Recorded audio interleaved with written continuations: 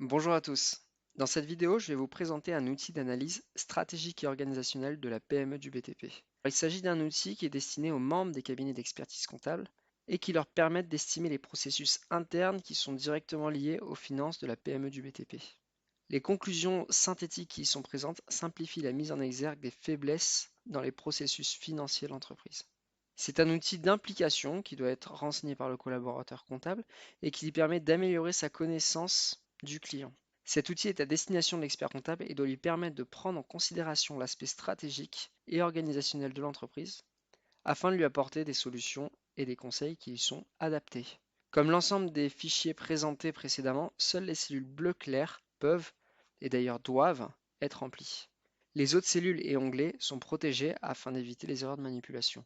Donc si vous essayez de modifier une case, vous aurez toujours ce fameux message d'erreur. Le classeur est constitué de deux onglets, donc un premier onglet qui est rempli par le collaborateur et un second onglet qui présente une synthèse. Bien entendu, le fichier est vide, donc pour l'instant, il n'y a aucune information. On commence par des prérequis. Premièrement, le collaborateur qui effectue cette analyse organisationnelle et stratégique doit s'être déjà rendu au sein de l'entreprise pour vraiment comprendre son organisation. Ensuite, il faut que ce soit un collaborateur qui connaisse suffisamment son client, l'entreprise du BTP, afin d'être à même de pouvoir évaluer les processus de son client.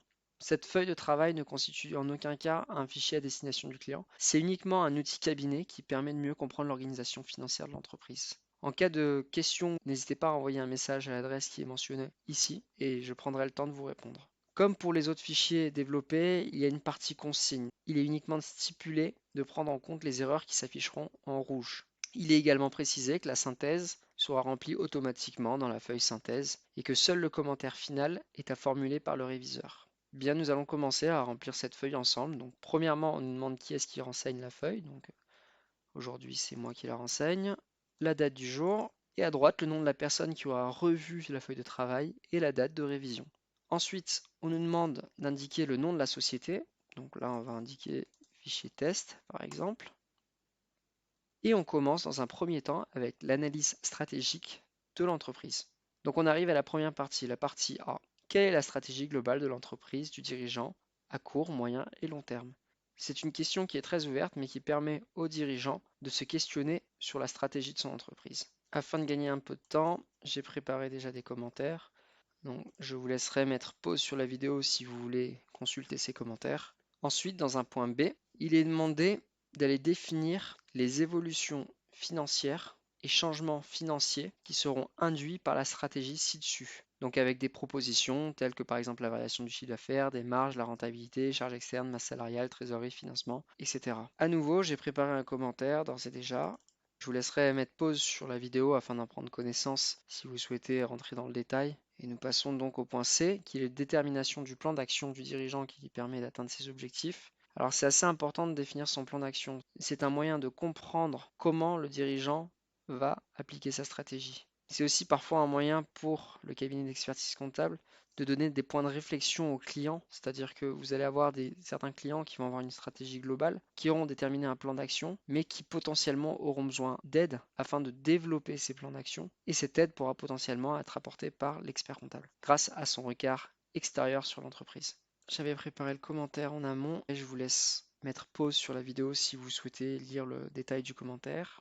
Ensuite, on nous demande d'aller déterminer les autres objectifs professionnels ou personnels qui pourraient être étroitement liés à la stratégie. En effet, un dirigeant qui souhaite partir à la retraite pourrait, je ne dis pas que c'est forcément le cas, mais pourrait souhaiter réduire ses investissements, ne pas contracter d'emprunts qui pourraient mettre en péril sa situation personnelle, les cautions, etc. J'ai préparé un commentaire. Enfin, dernière question, en tant qu'expert comptable, qu'est-ce que nous pourrions lui apporter en complément afin de lui faciliter justement la réalisation de cette stratégie? Le but de cette question est d'aller proposer des interventions qui sont adaptées au client et qui répondent à son besoin. En effet, on a parfois des clients qui peuvent contacter leur expert comptable afin d'avoir un interlocuteur clé qui leur permet principalement de faire la tenue de la comptabilité, les déclarations fiscales. Et puis on a une mission qui s'installe au fil des années, un client qui évolue et qui pourrait éventuellement souhaiter davantage de son expert comptable, mais qui n'est pas forcément conscient que certaines prestations peuvent être apportées par l'expert comptable. Et évidemment, j'ai formulé un commentaire qui dit que le client veut avoir de la visibilité sur ses chiffres, des prévisions et il veut limiter les impayés. Ça, c'est assez fréquent dans le BTP, etc. Et je vous laisse lire la suite du commentaire si cela vous intéresse. Ce sont d'ailleurs des commentaires qui sont inspirés d'une vraie situation. Alors j'ai changé bien entendu pas mal de données afin d'éviter qu'on puisse reconnaître l'entreprise. Mais la plupart des éléments sont réels. Nous avons donc terminé l'analyse stratégique et allons commencer maintenant la cotation organisationnelle de l'entreprise. Il est demandé dans le fichier d'aller sélectionner dans les cases en bleu les réponses adéquates à chaque question. Cette cotation organisationnelle commence par la gestion de la trésorerie, donc avec une sous-partie qui concerne les clients, une seconde sous-partie qui concerne les fournisseurs, et enfin les autres financements de l'activité à court terme.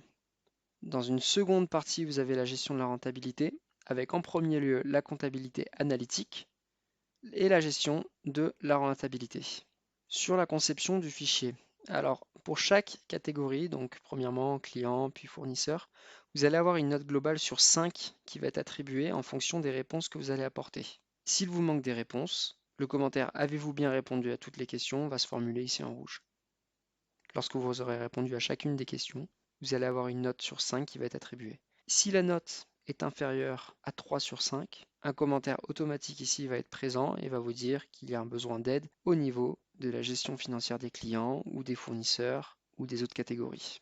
Si vous avez une note supérieure à 3 sur 5, vous allez avoir une note verte disant situation satisfaisante. Au niveau des questions, chaque question a un coefficient. Ce coefficient permet de donner une importance à la question. Par exemple, à la question l'entreprise a-t-elle des difficultés à se faire régler à échéance? C'est quelque chose qui est très important pour une entreprise. Le coefficient va être de 2. Là où l'entreprise suit-elle le statut de ses retenues garanties? On est d'accord que c'est important, mais c'est moins important que la capacité à se faire régler. Donc on est sur un coefficient 1. Pour certaines questions, et c'est notamment le cas sur la partie comptabilité analytique, si vous répondez non à par exemple l'ensemble des charges liées au chantier sont-elles reprises dans la comptabilité analytique, vous ne pourrez pas avoir la moyenne. Tout simplement parce que c'est quelque chose de bien trop important. Et un message en rouge vous dira qu'il y a un besoin d'aide dans la mise en place ou dans le développement de la comptabilité analytique. Donc je vais commencer à remplir la première catégorie en direct et je ferai un accéléré pour les autres catégories. Je vous laisserai prendre en connaissance l'ensemble des questions et je vous laisserai répondre aux fichiers. À chaque fois, les réponses à apporter sont non jamais, très rarement, parfois, régulièrement, presque à chaque fois ou oui toujours. Donc là, je pense à une entreprise en particulier. Met-elle tout en œuvre pour se faire payer à échéance par les clients régulièrement? Ensuite, deuxième question, l'entreprise suit-elle le statut de ses retenues de garantie? Très rarement. L'entreprise a-t-elle des difficultés à se faire régler à échéance? Régulièrement. L'entreprise émet-elle une situation de travaux à la fin du mois au cours duquel ils ont lieu? Presque à chaque fois. L'entreprise facture-t-elle ses DGD dans les 30 jours après la fin des travaux ou la levée des réserves? Dans le cas présent, l'entreprise demande-t-elle des acomptes sur chantier avant d'acheter des matériaux nécessaires? Non, jamais. On se rend compte qu'elle a une situation au niveau de ses clients qui n'est pas favorable, et comme je vous disais, on a la note du coup qui apparaît ici, 1,9 sur 5, qui est une note faible, et qui dit l'entreprise semble éprouver un besoin d'aide dans la gestion financière de ses créances clients. À la fin, il vous est demandé de renseigner un commentaire. J'avais anticipé, j'ai fait le commentaire en avance et je vous laisserai le consulter en mettant pause sur la vidéo. Pour les autres catégories, je vais accélérer la vidéo, je vais le faire de mon côté, je vous laisse le faire de votre côté, comme ça je peux vous montrer directement la synthèse en fin de vidéo. Voilà, je fais une petite pause. Là, par exemple, sur la partie fournisseur, on a obtenu un 3,5 sur 5 et ça nous met le commentaire en automatique, note satisfaisante. Je refais une parenthèse. Si par exemple, la gestion analytique, vous mettez non, ça va griser les cellules qui sont en dessous, vous inquiétez pas, c'est normal. Puisque vous n'avez pas besoin de réponse, si vous mettez non, ça vous donne 0 sur 5. Et ça vous dit d'ailleurs qu'il serait intéressant de proposer la mise en place d'une comptabilité analytique, c'est un commentaire en automatique. Tandis que si je mets oui et que je réponds à l'ensemble des questions, il va vous mettre un commentaire automatique, donc l'entreprise dispose d'une comptabilité analytique, cependant des axes d'amélioration sont à prévoir. Voilà, je viens de terminer de remplir le fichier et maintenant on va voir l'onglet de synthèse. Donc dans l'onglet de synthèse, vous avez les en-têtes qui se remplissent en automatique, la stratégie qui est résumé point par point. Donc ça, c'est, on va dire, l'onglet qui est destiné à l'expert comptable, qui lui permet de suivre l'évolution du plan d'action de la société, qui lui permet de vérifier que l'entreprise prend une mesure correctrice sur certains points, et surtout qui lui permet d'avoir la cotation organisationnelle et financière de manière synthétique. Donc tout ça est rempli en automatique, vous allez avoir des graphiques, et chaque question auquel vous avez répondu sur le premier onglet correspond à une catégorie. Donc là, premièrement, on a l'effort de recouvrement, la demande d'acompte, le suivi des RG, le suivi des DGD, l'efficacité du recouvrement des créances, la rigueur dans la facturation. Et tout ça, c'est pour la partie de la gestion financière client. C'est vraiment une synthèse de ce qu'on vient de voir. Et ça lui permet de voir que sur la gestion financière client, on a obtenu une note de 1,9 sur 5, que l'entreprise semble éprouver un besoin d'aide dans la gestion financière de ses créances clients, et le commentaire général qui a été formulé par le collaborateur, qui est repris ici. Et ceci pour chacune des catégories. On est dans la gestion de la trésorerie, du BFR. On a le client, les fournisseurs. Donc sur les fournisseurs, en regardant rapidement, on constate qu'il n'est pas très fidèle auprès de ses fournisseurs. Mais néanmoins sur la gestion des stocks, sur les paiements anticipés, sur la mise en place de conventions tripartites, qui sont très importantes d'ailleurs dans la gestion du BFR, et de la trésorerie, l'entreprise s'en sort avec une note de 3,5 sur 5, tout simplement car les critères les plus importants ont des notes satisfaisantes. On revoit de plus le commentaire ici. Alors c'est pas exactement le même bleu, ça peut porter à confusion, mais vous ne pourrez pas le changer. Si vous cliquez, ça vous renvoie au commentaire si jamais vous voulez le changer. Ensuite, vous avez la partie des autres financements, là où vous voyez que les notes sont très faibles, 1,6 sur 5. L'entreprise semble éprouver un besoin d'aide sur la gestion du financement de son activité. Il est indiqué un commentaire. Et pareil pour la gestion de la rentabilité, vous avez la note globale au niveau de la comptabilité analytique. Ça va être le commentaire automatique, donc qui vous dit dans ce cas-là que l'entreprise dispose d'une comptabilité analytique. Cependant, des axes d'amélioration sont à prévoir la concernant. Et enfin, sur la gestion de la rentabilité, on a une note de 2,7 sur 5, tout simplement parce qu'on est en dehors des moyennes de secteur, bien qu'on ait une marge qui reste stable. Et enfin, vous pouvez aller formuler un commentaire général en tant qu'expert comptable, commentaire que j'avais préparé.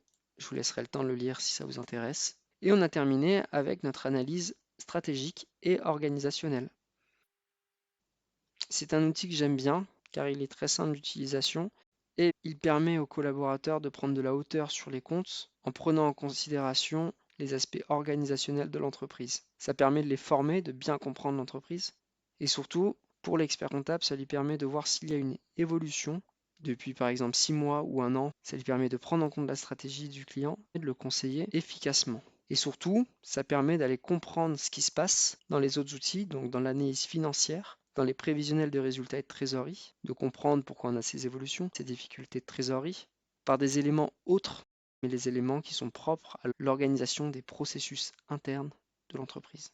C'est une analyse qui est intéressante à mettre en place 1 à 2 fois par an. Et c'est également un compte-rendu, donc ce compte-rendu-là, qui peut être adressé directement aux nouveaux collaborateurs qui entrent sur le dossier.